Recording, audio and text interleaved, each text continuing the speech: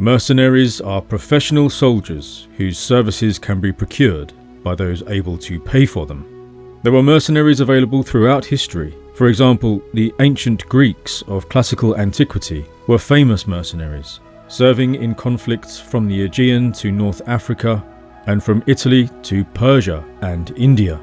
But the first mercenaries of Europe emerged centuries earlier. These men were part of a new, highly mobile warrior class, equipped with innovative weapons and armour. They came from as far afield as Scandinavia, Central Europe, Italy and the Balkans, and they took service across Europe, but especially in Mycenaean Greece, the Eastern Mediterranean and even beyond. Their emergence heralded a new militarism in Europe, which immediately preceded the devastation of the 12th century BC. So who were these men? What took them so far from their homelands? And could these warriors be related in some way to the Sea Peoples? And if so, were they to blame for the Bronze Age collapse? Warfare was an integral aspect of daily life in Bronze Age Europe.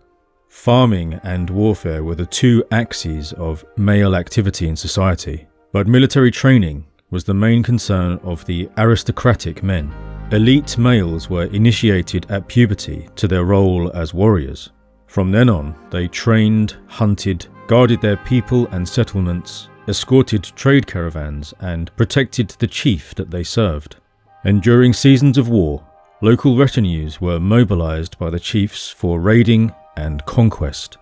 War had been carried out in this way for centuries, but changes were coming. From the 13th century BC, European societies became increasingly militarized. Bronze armour was developed, helmets became thicker and stronger. A wider bladed and heavier thrusting and slashing sword became the most popular kind of weapon. We'll talk more about this later. It is believed, due in part to the increasing size of fortifications from this time, that the size of armies grew too. But still, in this era, regular raids, authorized and organized by chiefs, were part of the constant competition for power and honor. Those who were not your allies were potential targets of raiding to enrich your own economic base and to impose client relations.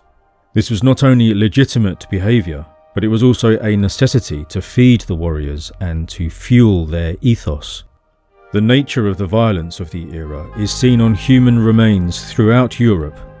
Mycenaean shaft-grave warrior chiefs have an average death age of 36, the bodies frequently showing skull damage and other types of wounds. These men, dying by violence in the prime of their lives, were the rulers of their societies. This culture of violence was not limited to Greece, of course. An early Nordic Bronze Age burial pit from western Norway contained 25 to 30 individuals of both sexes and various ages. It seems that a whole settlement was massacred here using swords and spears. Cuts on the arm bones of the adult males reveal attempts to defend themselves from attack. Several also had older, healed cuts on their right arms, which suggests that they had been warriors in life. So this way of life had been around for a long time, but during the 13th century BC, a new kind of warrior emerged. Its origins, in terms of social structure and material culture, especially weapons and armour, may be in Central Europe, and associated most of all with the Urnfield culture. But they in turn had been influenced by the power, prestige and technology of the Mycenaeans they traded with. So why did this warrior culture emerge in the first place? It's hard to say for sure, but there were technological developments in farming, clothing and food preservation that increased the population of Europe in the centuries preceding this era. Wealth and prosperity in Central and Northern Europe also came from their inclusion in the international trade network. Perhaps a surplus of young aristocratic males led to demographic pressures in Europe, and this larger, healthier population of warriors increased conflict, which spurred the development of military technology and social innovations. All the while, they ensured the regular supplies to and from the Mycenaean world continued to flow. Most people within these populations were born, lived and died within their own homelands, retaining distinct ethnic and cultural identities tied to specific places. And yet the archaeological record shows the trade of raw materials and manufactured goods, as well as the transmission of new ideas between the Mediterranean, the Atlantic, the Baltic, the steppe, and the Near East. One way that archaeologists demonstrate the transmission of ideas rather than objects is when new manufacturing styles or techniques spread into new geographical areas.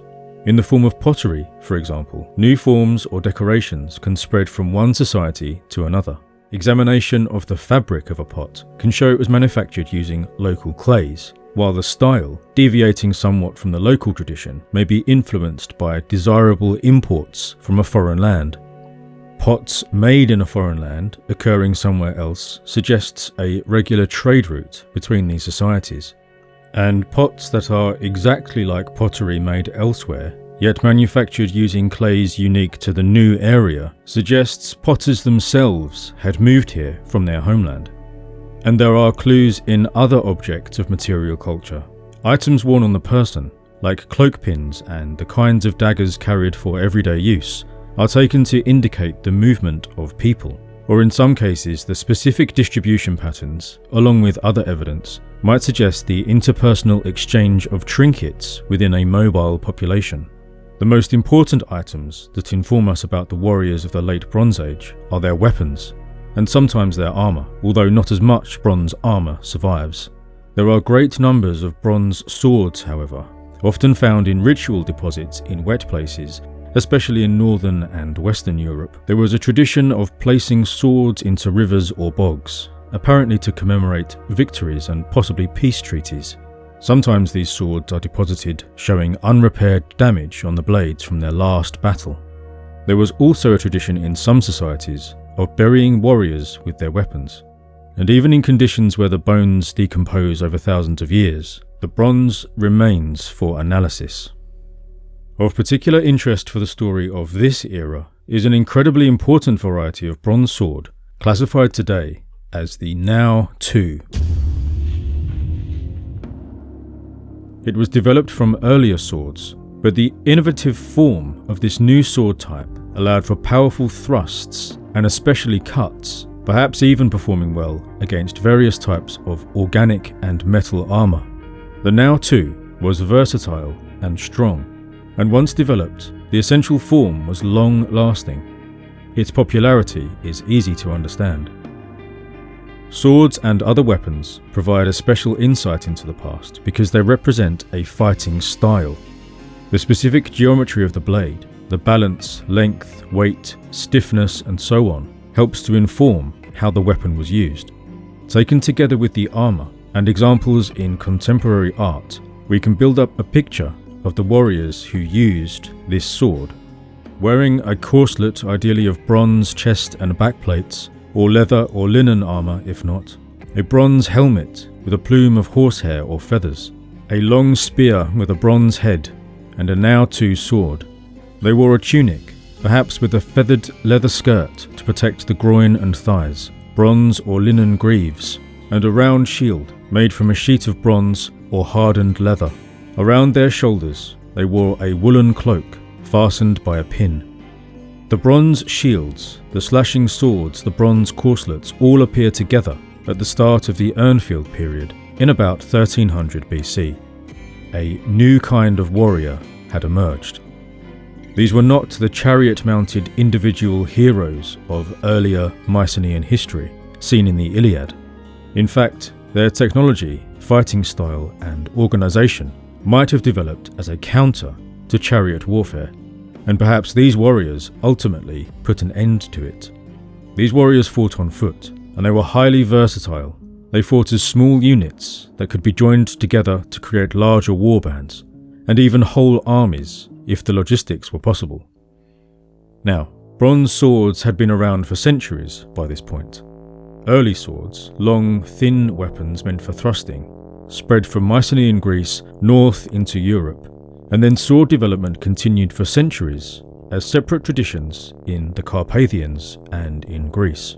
When the now-2 style emerged, it spread so quickly that it is difficult to say for sure exactly where it was first developed. However, considering its precedents, it probably happened in the enormously productive metalworking centres of the Carpathians, before spreading to Scandinavia, Italy, and Mycenaean Greece. A more recent theory suggests the earliest varieties are to be found in Italy, and the form then spread throughout Europe. However, the Carpathians, Italy, southern Germany and Scandinavia were closely linked in this period, sharing many cultural traits, and there were undoubtedly large migrations within this wider region from at least 1500 BC to 1200 BC. One of the most intriguing aspects of this new weapon type is its appearance in the archaeological record in Mycenaean Greece, because the Greeks had their own ancient sword types and weaponsmiths with their own traditions. So why does the new sword type appear? Is this evidence then of a huge migration of warriors from the north down into Greece, perhaps causing the great destruction of the Mycenaean world? Could this be evidence of the fabled Dorian invasion? Well, it's not quite so simple. Careful examination of these swords shows that some were indeed manufactured in Italy or the Carpathian region, before being buried in warrior graves or in other contexts in Greece. But other now-2 type swords were made locally by Mycenaean weaponsmiths, inspired by the new sword types from the north, or made to order by foreign warriors. These local smiths drew inspiration from the older Mycenaean sword types they knew so well. So we see the blending of these styles in the weapons they made. So how do we interpret all of this material evidence? What does it tell us about these warriors and their culture and behaviour? And how does it all relate to the end of Mycenaean Greece and the wider Bronze Age collapse? So late Bronze Age Europe saw the emergence of a mobile warrior, trader, mercenary class. It began in Central Europe and spread widely. They swore service to a chief or king and served in his retinue, carrying out raids on enemies and joining with allies for larger battles and campaigns. These men also served to secure and guard valuable trade routes that brought furs and amber from the Baltic into the Mediterranean, and tin from the Atlantic across Europe to the Near East, and beautiful worked gold and amber beads from Mycenaean Greece reached Scandinavia and Britain. These warriors guarded the wagons and ships carrying vital goods and products, and they also carried out the trade themselves. Trade was, at least in part, an aristocratic activity. We see this in the Odyssey, where King Menelaus recounts his trading voyages around the eastern Mediterranean after the fall of Troy. Interactions between these warriors is seen in personal items found far from their place of origin. There are stray amber beads from the northern Alps found in Mycenaean contexts, and a style of cloakpins from northern Italy spreading into the Balkans and the eastern Mediterranean. Whether these items were carried by individual warriors, or if they were part of trinket exchanges within this warrior elite population, finds such as these demonstrate the existence of this class and its mobility. We know there was trade and migration, but the specific patterns of these and many other items suggest there were also regular cultural encounters between this mobile warrior class. These aristocratic warriors were professionals whose business was warfare, and they could offer their services to foreign lords. A male cemetery in Germany dated to this era held more than 50 bodies. Isotope analysis demonstrates that a third of the buried males had a foreign origin, and they came from more than one foreign location, and some came from far away. These were warriors who had taken service at a foreign chiefly court, because all the buried men shared the same healthy diet and were above the average height. Interestingly, there were many double and even triple burials, which suggests that they died in combat and were buried together, locals and non-locals alike. Most of the males were between 25 and 40 years old, a few younger and a few older. There were 3 separate sword graves, which may represent the war leaders for a retinue of 3 warrior groups with around 15 to 20 members in each. And some of these men were therefore mercenaries. Of course, this is well before coinage, and they were not paid in money for their services, but warriors would be fed and housed by their chiefs or kings and rewarded with gifts: gold, silver, weapons, armour, land, slaves, women, and so on. And warriors of all kinds have always sought to enrich themselves through booty won on the battlefield. What we see from the 13th to the 12th centuries BC in Greece is the presence of these warriors. Many were likely Mycenaean born and raised, taking on this new expression of warriorhood, but others were from the Balkans and Italy, and probably also Scandinavia, and perhaps even beyond, from Iberia in the west to the steppe in the northeast. But through generations of interaction, in services of various foreign chiefs and kings, and guarding trade routes on land and sea, they began to form into something else. They formed a somewhat multi-ethnic warrior class that was ever more separate from the lower classes of farmers, herders, and craftsmen in their respective homelands. And perhaps they found themselves increasingly more powerful than the kings they served. Perhaps some warriors betrayed their oaths. Perhaps others found themselves masterless after a defeat or a palace coup. No doubt, some chose to make themselves chiefs and kings in their own right. These were the men who guarded trade routes, and yet they could also attack them. These were the men who guarded ports and cities, but they also had the power to sack them, taking the wealth and burning the palaces to the ground. Without the stability provided by the ancient Mycenaean palace system, some of these warriors returned home to Central Europe or southern Scandinavia. We get hints of this in a Bavarian sword grave with Mycenaean pots and Mycenaean ornaments, such as the mussel-shaped pendant, and Mediterranean shells are found in burials in Hungary. This kind of evidence, along with Mycenaean weapons and armour found in Central Europe, can be interpreted as warriors returning home. But others went further beyond Greece, seeking plunder or employment, perhaps in Anatolia, Syria, and Egypt. So was this European warrior class responsible for the Bronze Age collapse?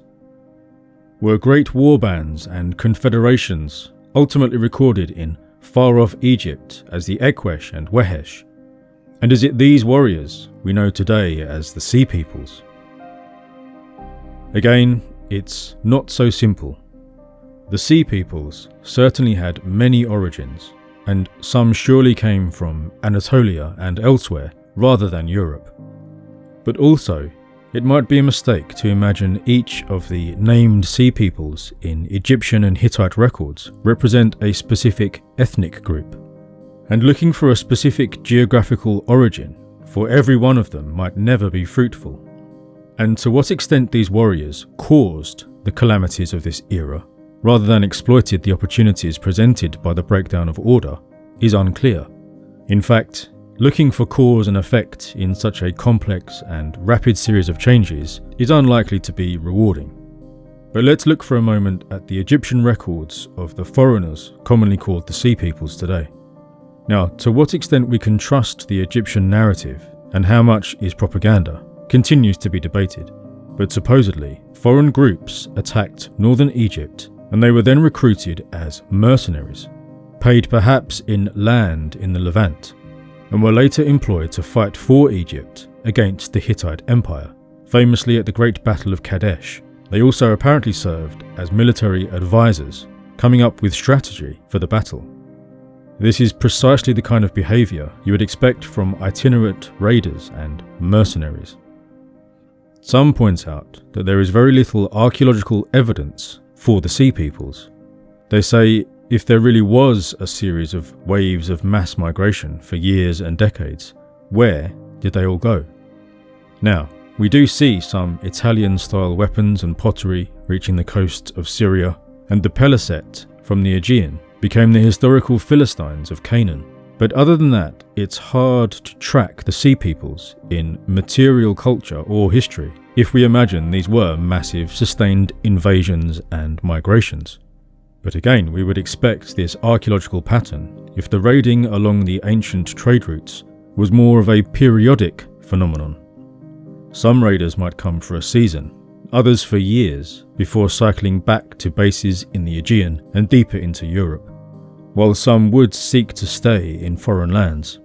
To quote archaeologist Barry Malloy, and as always links to the sources are in the video description, quote, "These potential piratic groups were organised multi-ethnic confederations that were soluble, transient, archaeologically ephemeral, but potentially sizable in both numbers and socio-political impact." End quote. This channel depends on your support. If you enjoy my videos, please join us on Patreon for as little as $3 a month and access the exclusive content there. Now please watch this video on the development of Bronze Age armour and what it tells us about the warfare, warriors and society of this era. Thank you for watching.